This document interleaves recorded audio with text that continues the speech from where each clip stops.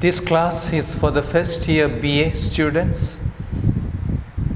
We continue with our classes on Upanishads. We have seen the definition, what does it mean, the Upanishads, the different interpretation of it, at least the three interpretation of Upanishads.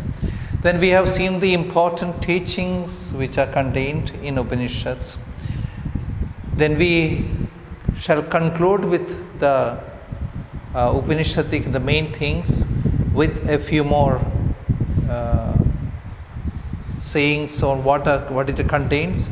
Then we will go to the principal Upanishads, a little bit in detail, the very important Upanishads. So what are they containing and to which they belong to. So this class today, we shall deal with the Mahavakyas. After having said about the important teachings contained in Upanishads, we speak about the Mahavakyas and then conclude our search into Upanishads.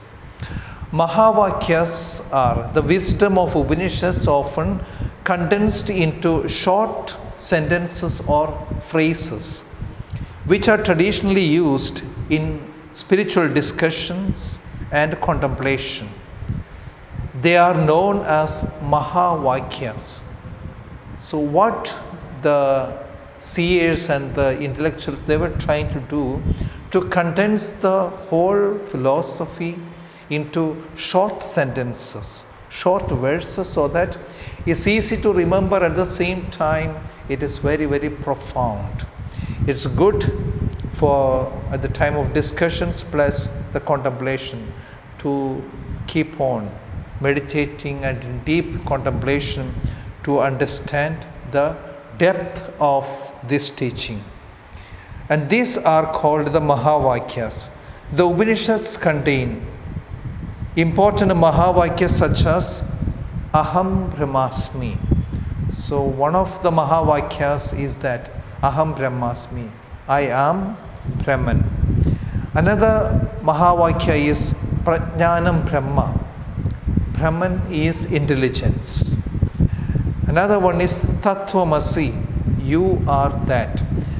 So these sayings have got such a tremendous depth in their content, and it is telling that what the aspiration of a person should be, to become like, or not to see as distinct from Brahman, but one and the same.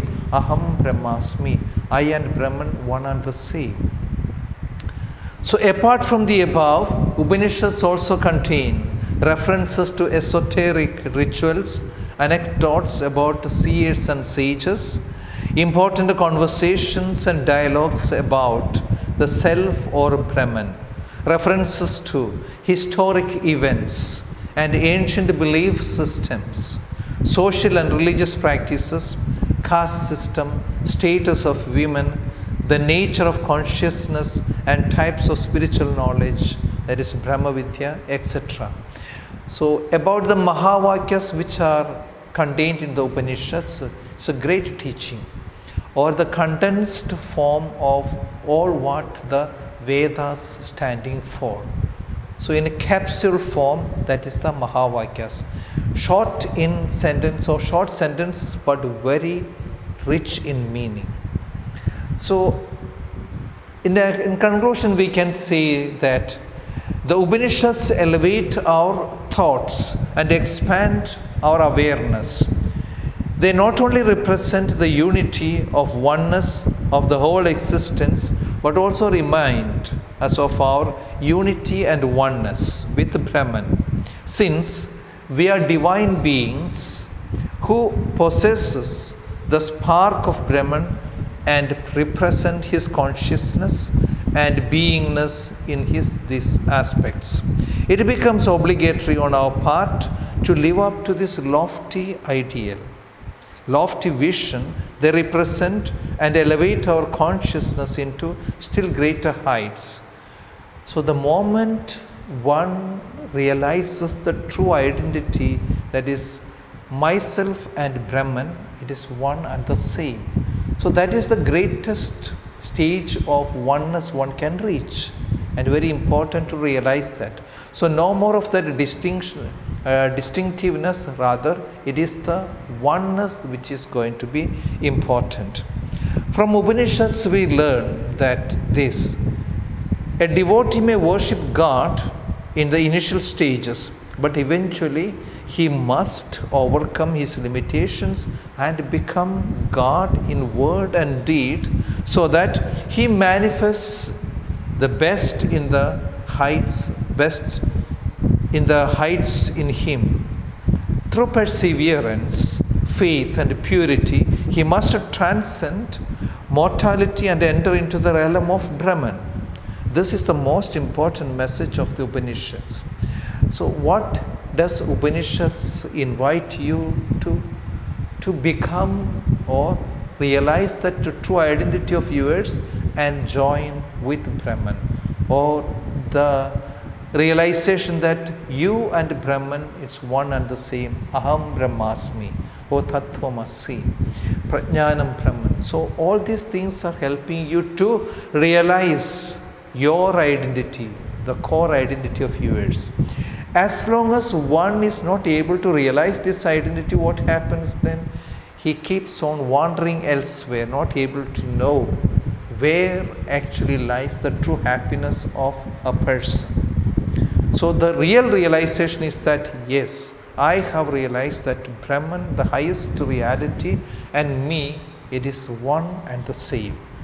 Once that realization is reached, then all the other things are only secondary for a person who has realized the true oneness of the identity, the richness of the person. So that's what we need to try to understand and grasp from the Upanishads. So that is the richest thought the Upanishad has brought about. That at the end of Vedas, so Vedanta, it is giving the real philosophy. What is the real orientation of the world, the Vedas?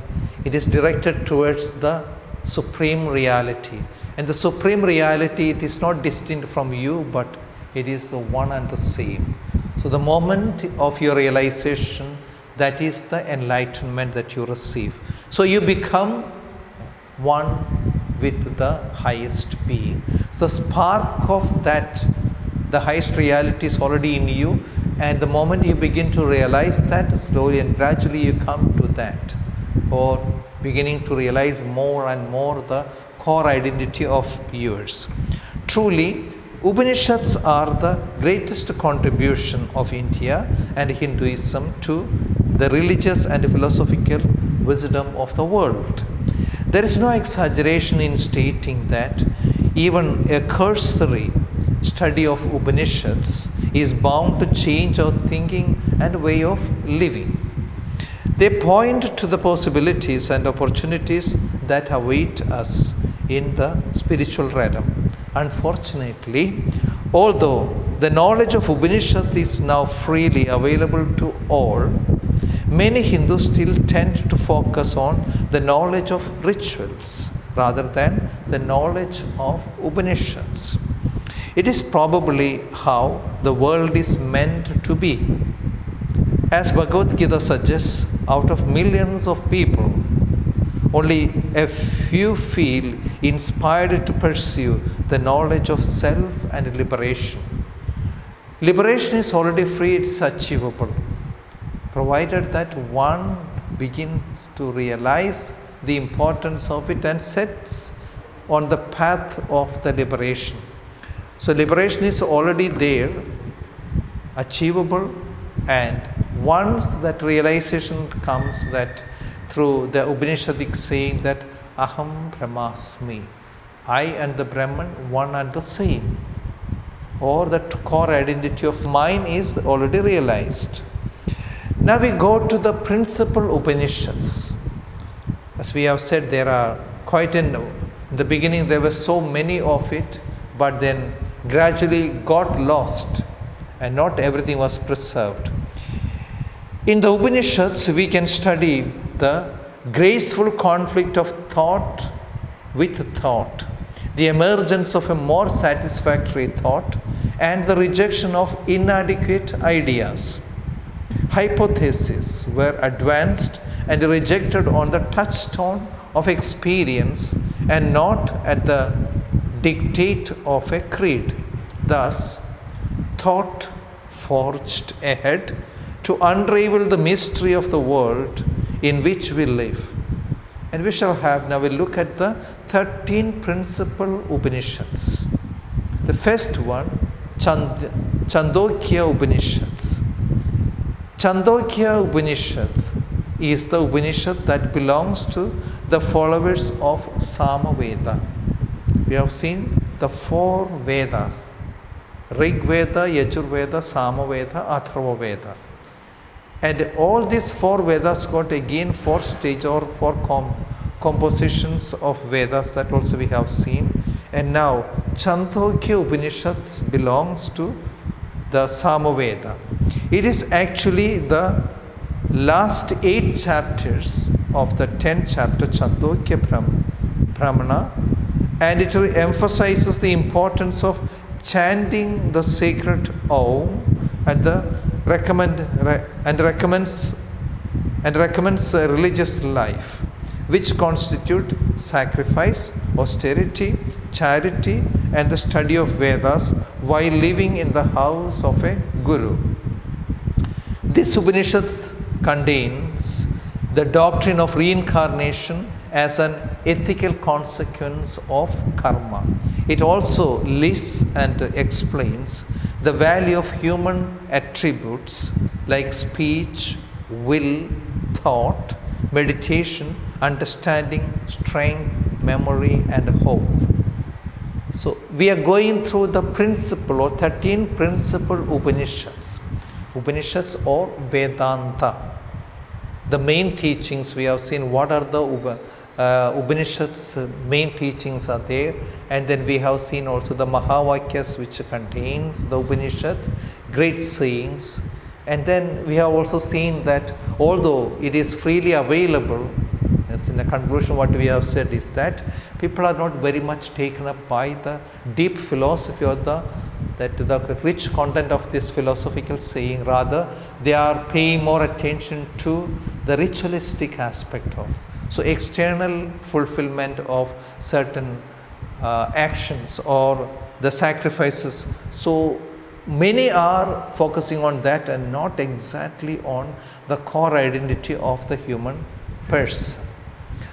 Thus we have seen the Chandogya Upanishad, which follows the Samaveda, and actually it is telling about the sacred chanting of Om and recommends a religious life which constitutes sacrifice, austerity, charity, and study of Vedas while living in the house of a guru. These Upanishads contain the doctrine of reincarnation as an ethical consequence of karma. So we can see that the insistence on karma is very much there. Every action produces result, and actions are of 2 types, good and bad. So depending on what type of action you do more, accordingly the accumulation is increasing. If good actions, good karma, good fruits are going to be reaped, whereas of bad action, bad karmas are going to be heaped up. And this is going to be detrimental or determining what kind of life you are going to have in the next. So that is the consequence of karma. It also lists, that is the Chandogya Upanishad lists and explains the value of human attributes like speech, will, thought, meditation and understanding, strength, memory, and hope. So what are these things playing in the life of a human person? So that is Chandogya Upanishad. We come to Aitreya Upanishads. Aitreya Upanishad belongs to Rig Veda. So we have seen there are 4 important Vedas, Chatur Vedas. All the hymns which were collected, so far they could, whatever was given in the oral tradition only, later on they were written down. And all these hymns were compiled or collected together, and using certain method or criterion, they divided all these hymns into 4 Vedas, Chatur Vedas: Rig Veda, Samaveda, Yajur Veda, Atharva Veda. And each Vedas consisting of another 4 parts of Brahmana, Aranyaka, and such things, or the Upanishad, and part of it is forming that Upanishads also.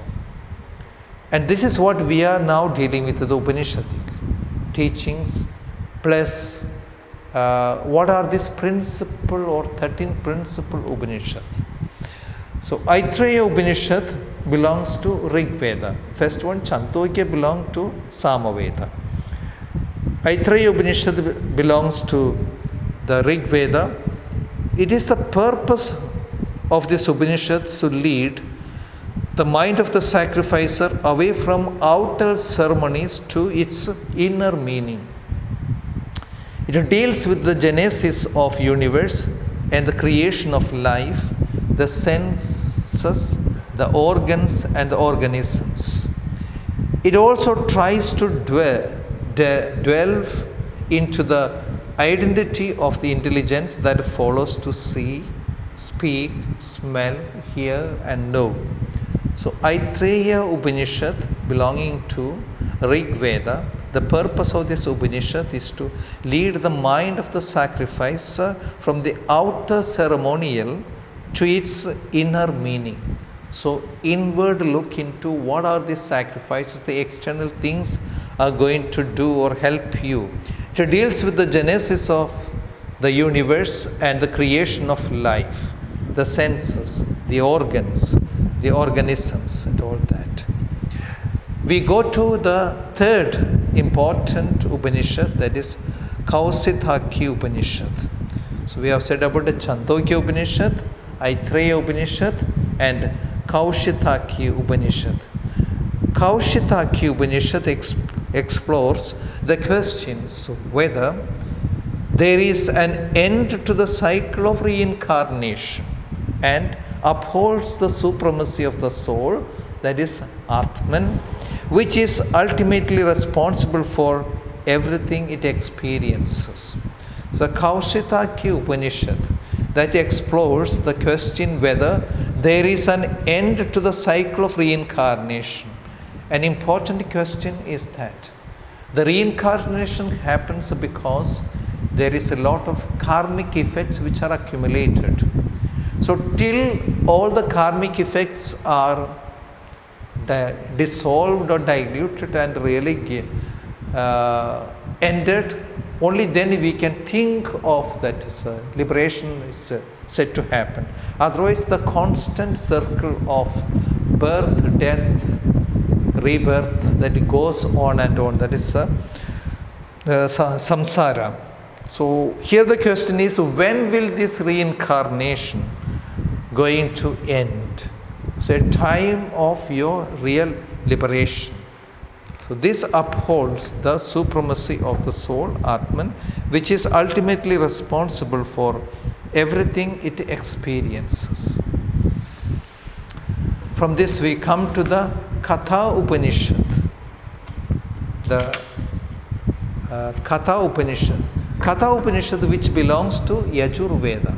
So we have seen one from Samaveda, Rig Veda. This is belonging to Yajur Veda. Katha Upanishad consists of 2 chapters, each of which has 3 sections.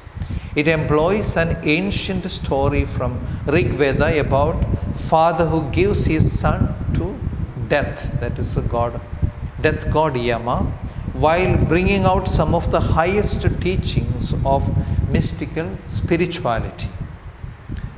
There are some passages common to the Gita and the Katha Upanishad. Psychology is explained here by using the analogy of a chariot.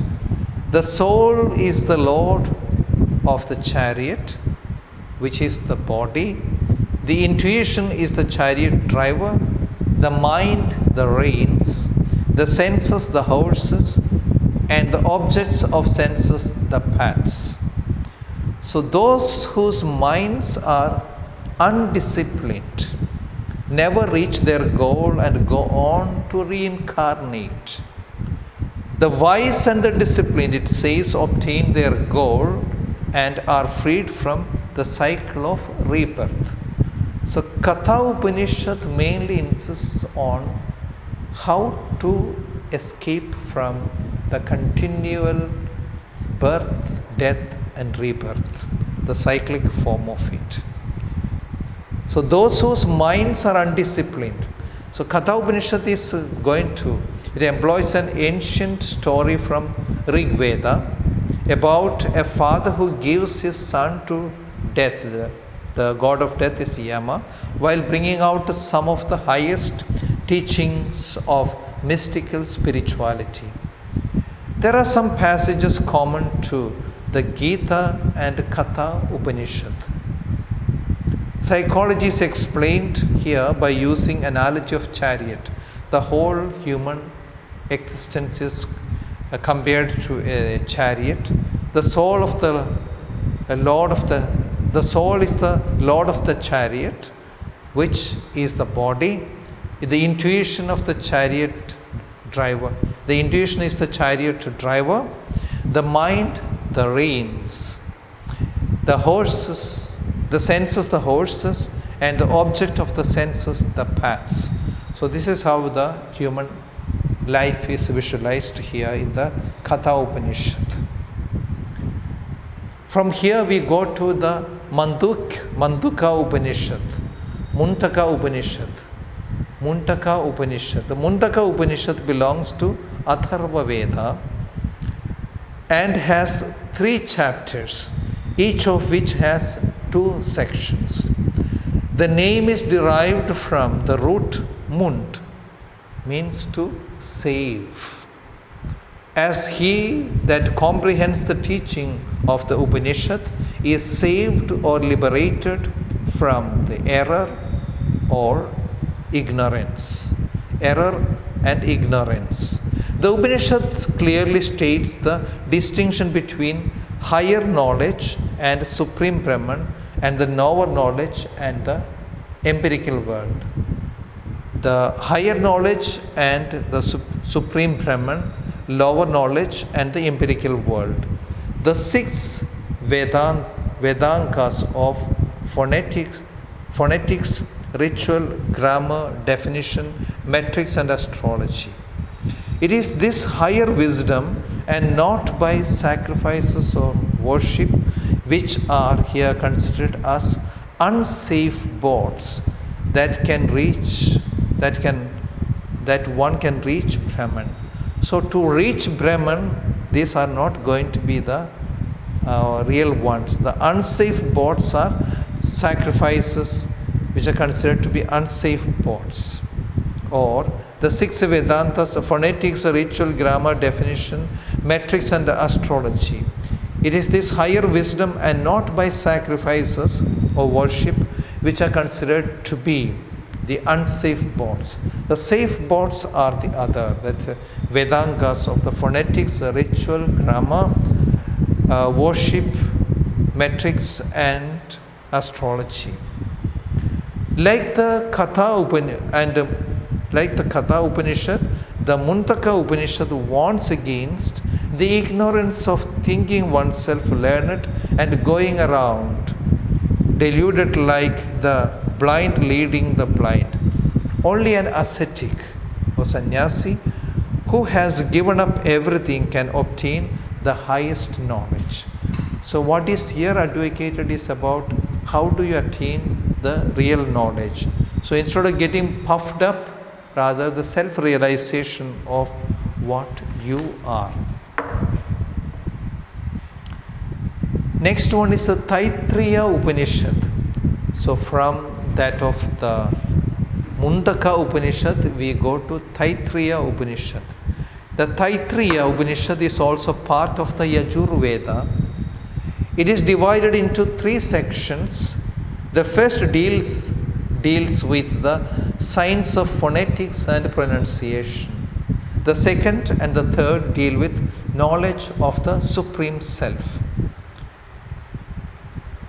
Paramatma Jnana, that is the Supreme Self, the knowledge of the Supreme Self.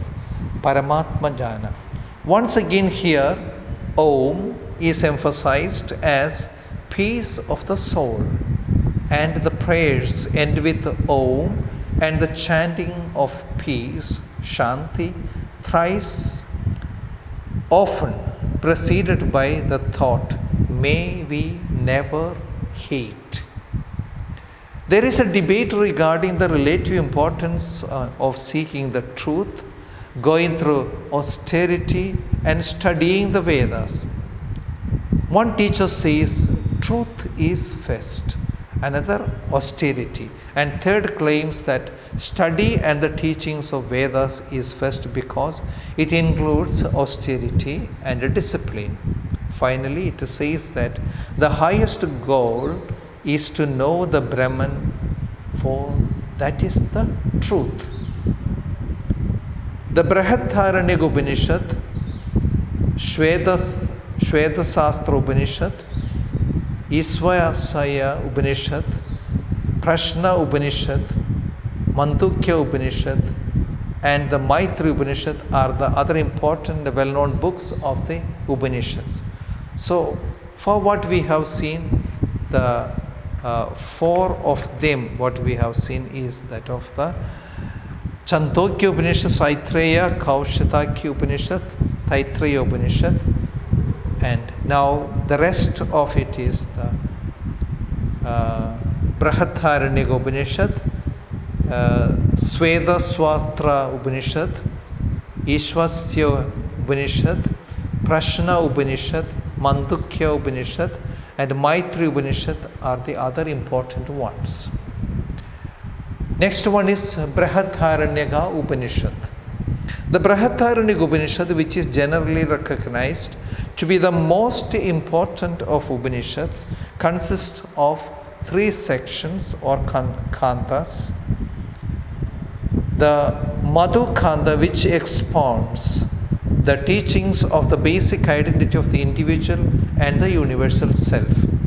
So Brihadaranyaka Upanishad is going to be an important one, or the most important of the Upanishads, consists of 3 sections or kantas. The Madhu Kanda, which expounds the teaching of basic identity of the individual and the universal self. The Muni Kanda, which provides the philosophical justification of the teaching, and the Kila Kanda, which deals with the certain modes of worship and meditation.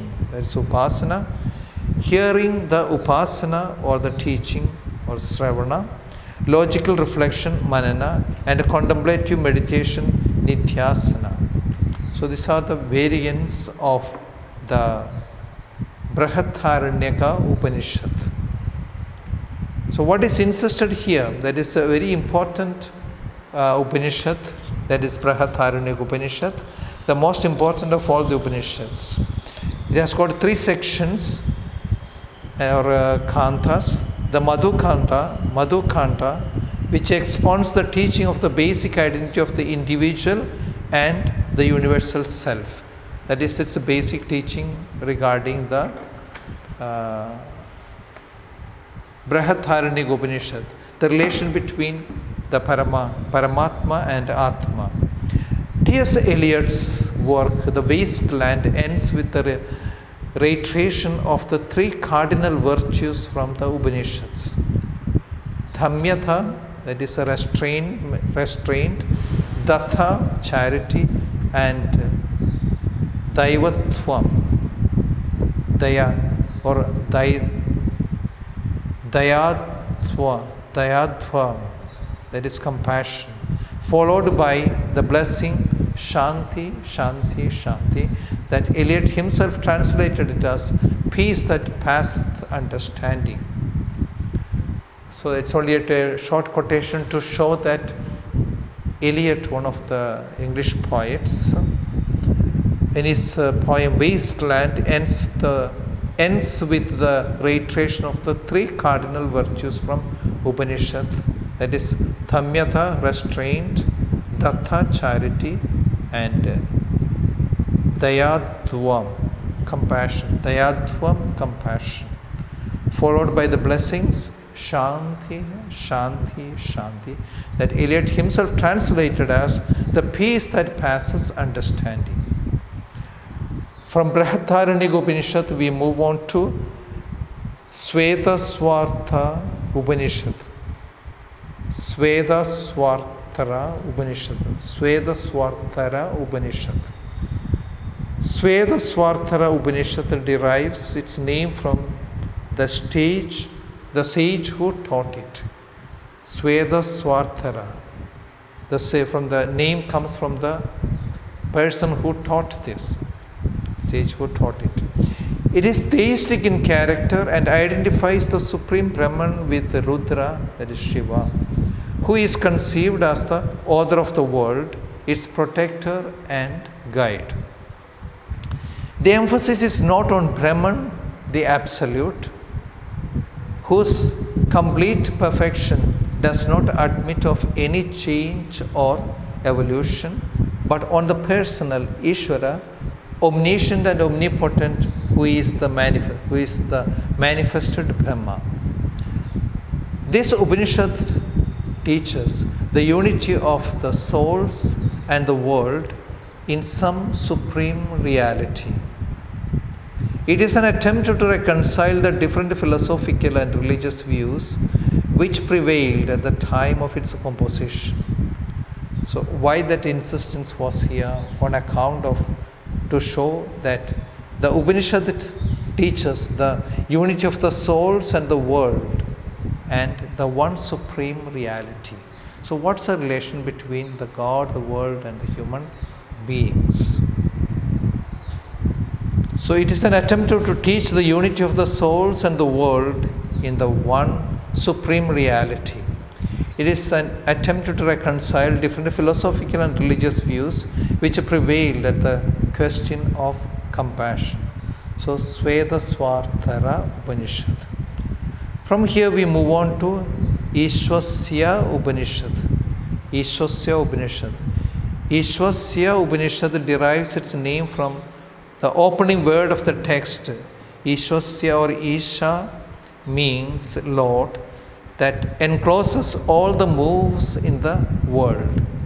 Greatly revered, this sort of Upanishad is often put at the beginning of Upanishad and marks the trend towards monotheism in the Upanishads. So this is what we see. Its main purpose is to teach the essential unity of God and the world and the being and becoming. It is interested in not so much in the absolute in itself, that is a Parabrahman, as the absolute in relation to the world, Parameshwara. It says that renouncing the world and not coveting the possessions of others can bring joy. The Isha Upanishad concludes with a prayer to the Surya, sun and Agni, the fire. So we have seen already a few of the important Upanishads, starting with the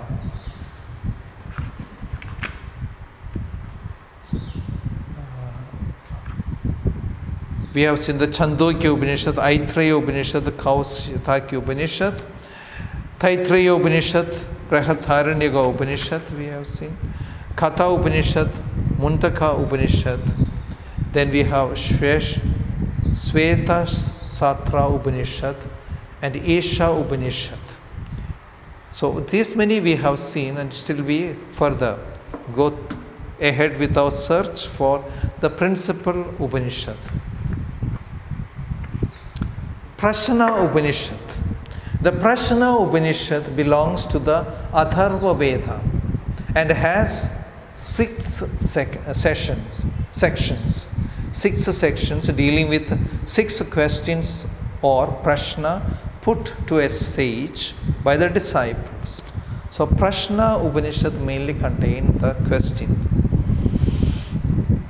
relating to the important elements or the very substratum of the Vedanta or the Upanishadic teaching. The questions are: from where all the creatures born? How many angels supported and illumine a creature, and which is the supreme? What is the relationship between the life breath and the soul? What are sleep, waking, and dreams? What is the result of meditating on the word Om? What are the 16 parts of the spirit? The Upanishad answers all these questions, or the 6 vital questions. So the Prashna Upanishad, the very word that Prashna means doubt or a question, questioning the very source of the Upanishad, whether these teachings are really true or not, whether they can stand the test of the time or not. From Mundaka Upanishad, we travel on to Maitri Upanishad. Mundaka and Maitri Upanishad. The Maitri Upanishad is the last of what are known as principal Upanishad. So Maitri Upanishad is the last of what we have known as the principal Upanishad. It recommends meditation upon the soul, Atman, and the life, that is prana. It says that body is like a chariot without intelligence, but is driven by an intelligent being who is pure, tranquil, breathless, selfless, undying, unborn, steadfast, independent, and endless. The charioteer is the mind. The reins are the 5 organs of perception. The horse are the organs of action. And the soul is the unmanifest, imperceptible, incomprehensible, selfless, steadfast, stainless, and self-abiding.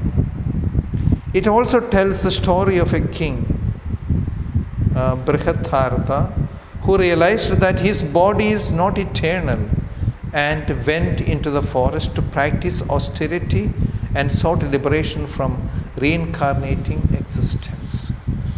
So we come across certain persons who have really done things what they believed. So how they have gone to the extent of immolating themselves or going through the hardships in order to establish the truth of what they were learning.